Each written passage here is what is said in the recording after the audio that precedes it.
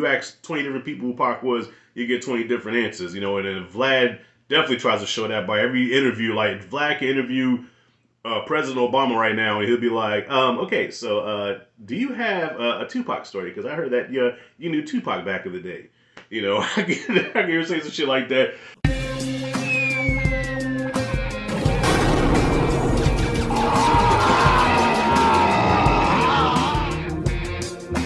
Alright, y'all, so before I get into this review, I want to give a shout out to my main man. Let me see, can you see that?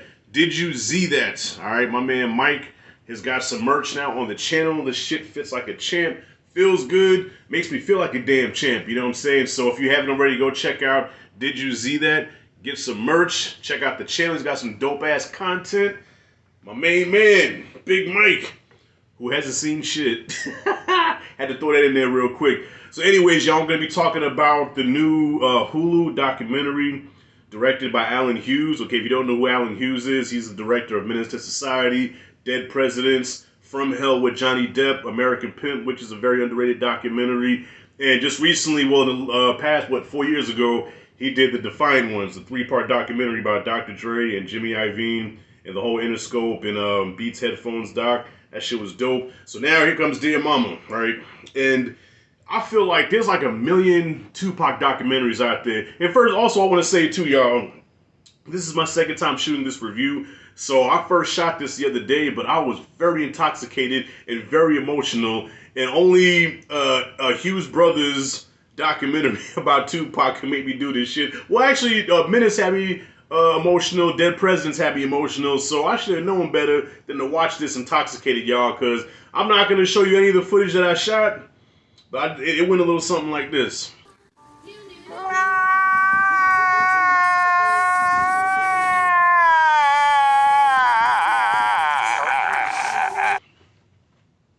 I was on that, all right. So I was a mess. So I figured, nah, I gotta shoot this shit sober. I gotta put some respect on Pac's name. So I can hear some people saying that, man, another Tupac documentary. Like, how many Tupac documentaries are there? It feels like there's a lot of them.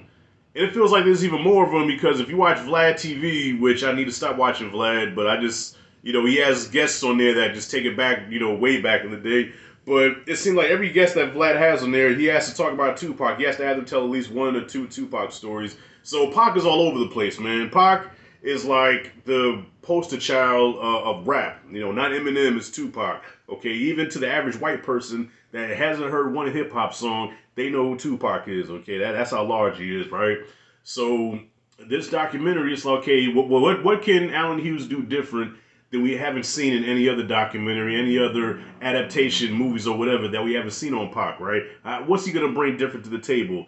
I have faith in this man because of, you know, Menace and Dead Presidents, and he showed up and he showed out on this. I think it's a 5-part doc series, but I've only watched parts 1 and 2 so far. And by the end of that second one, yeah, I was a mess. So what he did different this time, y'all, I don't want to spoil, you know, there's not much to spoil. If you haven't heard the Pac story, know the Pac story, I don't know what to tell you. But what he does different in this one is he approaches this as a filmmaker. So he goes into this with almost like a Francis Ford Coppola type mindset of Godfather Part 2, where he juxtaposes Afeni's life with Pac's life, right? So it shows the similarities between them and how they're basically the same person, just one is in a male form, one's in a female form, and how Pac became the person he became, a lot of it because of Afeni Shakur. So I like how they switched that up, because Godfather 2 is one of my favorite joints, and it definitely had a Godfather 2 feel to it. And we see some never before seen Pac footage.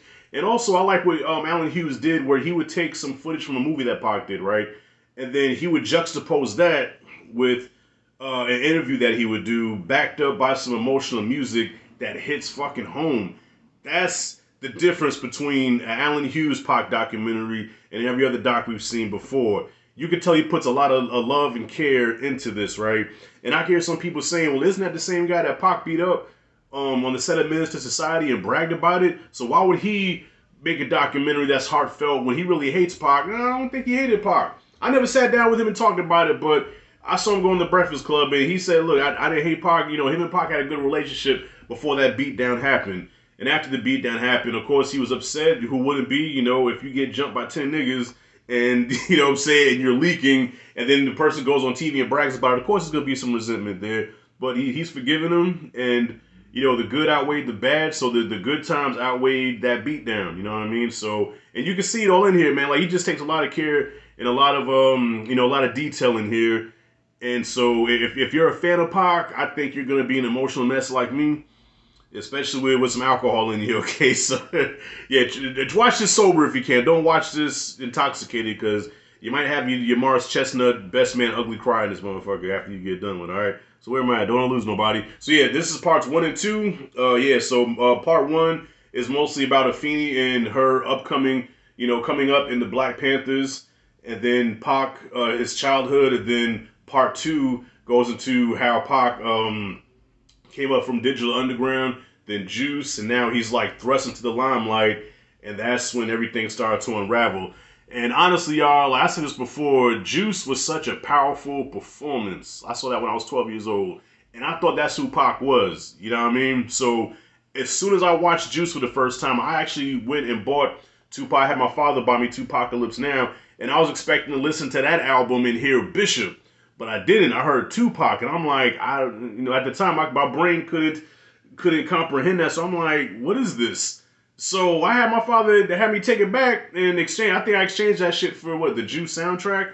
All right, I was like, man, this is trash. You know, of course, I appreciate it now, but back then I thought that's who Pac was. And I think majority of the people thought that way. Like, you know, we have to have Bishop. You know, so when he did try to be Pac, it was hard to kind of, you know, when he would do a song like Dear Mama or do a song like Keep Your Head Up, you're like, listen, what? Like, dude, what are you on?